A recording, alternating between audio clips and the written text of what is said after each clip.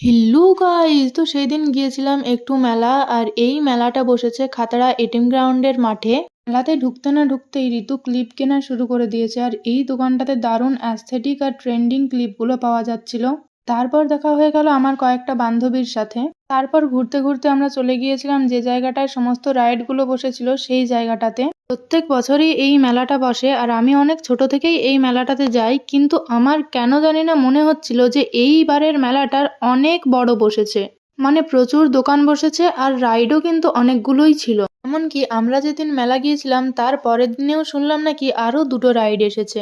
মেলা ঘুরে খুব খিদে পাচ্ছিল, সেই জন্য আমরা নিয়েছিলাম 50 টাকায় 1 প্লেট মোমো।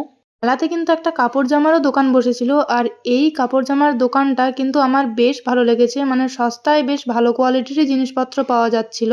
তারপর আবার আমার দেখা হয়ে গেল এই সব বান্ধবীদের সাথে, আর এদের মধ্যে অনেককেই তোমরা চেনো।